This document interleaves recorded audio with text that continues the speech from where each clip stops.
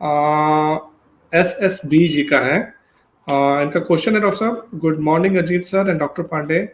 My daughter has tree nut allergy, sesame seed allergy and pollen allergy. She takes Zyrtec every day. Please advise how to come out of this problem. And he is in US. So Hindi वालों के लिए basic सवाल ये है कि इनकी 12 साल की बिटिया को एलर्जीज हैं, तो वो जर्टेक जो सिट्रोजिन जैसे इंडिया में बोलते हैं वो दवाई खा रही है रोज। तो पूछते हैं इसका इलाज क्या है। जी डॉक्टर साहब। तो ये एक बहुत अच्छा क्वेश्चन है और मुझे बड़ी खुशी है कि ये क्वेश्चन पूछा गया। ये बहुत से लोग जो सुन रहे हैं उनके बहुत से प्रश्नों को आंसर करेगा। आप देखिए, वो एक शेर है ना कि आईना नहीं, गंदगी चेहरे पे थी और आईना साफ करता रहा। वो मुझे याद नहीं है, लेकिन कुछ ऐसा शेर है एक कि वो गालिब का ही है कि वो उम्र भर ये करता रहा कि गंदगी कैसे हटाया जाए, तो आईना में लगता था कि गंदगी है।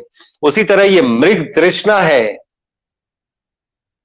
कि प्रॉब्लम बाहर से है, बाहर की जो चीजें हैं वो ये एलर्जी कॉज कर रही हैं। और मैं ऐसे भी लोगों को जानता हूं जो रोज प्रे करते हैं कि ये चीजें भगवान ने क्यों बनाई हैं, अगर ये ना होती तो मुझे एलर्जी नहीं होता। लेकिन प्रॉब्लम अंदर में है। ये एक ऑटो इम्यून कंडीशन है, beginning of N auto immune condition. Simple skin allergy से लेके ब्रोंकियल अस्थमा तक, मल्टीपल स्क्लेरोसिस तक, ये पूरा स्पेक्ट्रम है ऑटो इम्यून डिजीज का, जिसका बेसिस सेम है। इसलिए आपको प्रहार ऑटो इम्यून डिजीज पे करना चाहिए। और अब तक इंसान के संज्ञान में 3 ही 4 चीजें आई हैं जो 90% ऑटो इम्यून डिजीज के लिए रिस्पॉन्सिबल हैं। अगर उनको आप अपनी जिंदगी से निकाल दें तो चीजें, कोई दवा लेने की जरूरत नहीं पड़ेगी, वो अपने आप ठीक हो जाएगा। और वो जो बाहर से जो आप चीज लेते हैं वो एक एंटीजेन की तरह, दुश्मन की तरह बिहेव करता है, जो बॉडी के अंदर एक एंटीबॉडी रिस्पांस पैदा करता है।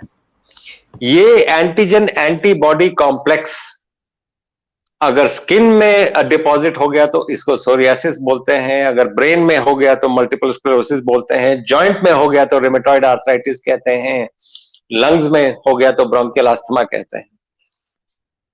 प्रोसेस सेम है।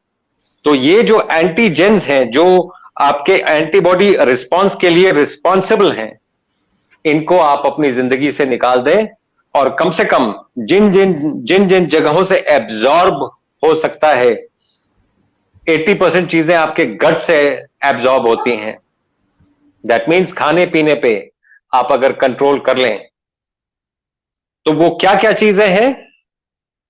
वो है जीएमओ पहली, दूसरा एनिमल फूड्स। तो जिस में जीएमओ है, जिस में एनिमल फूड्स हैं, वो निकाल दें जिंदगी से, ऑटो इम्यून डिजीज खत्म हो जाएंगे। इस पे एक और चीज मैं बोलना चाहूंगा अजीत जी, क्योंकि इसमें आपका जो फर्स्ट क्वेश्चन था उसका आंसर छुपा हुआ है। आगे प्रेरणा कैसे मिलेगी? आपको याद होगा जब ये मैकेनाइज्ड फार्मिंग और नाइट्रोजन बेस्ड यूरिया और ये सब जब आया था, तो लोग एक्चुअली मजाक उड़ाते थे, क्योंकि हमने पढ़ा है ऐसा।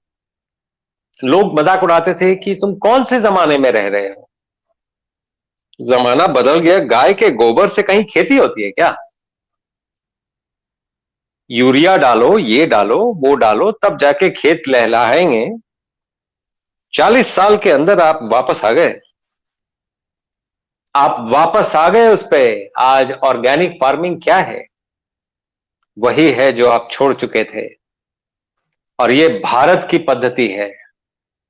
इसीलिए मैं बोलता हूं, प्रेरणा के लिए भारत की तरफ देखना पड़ेगा। वैसे भी भारत में ही लड़कियों का नाम प्रेरणा होता है।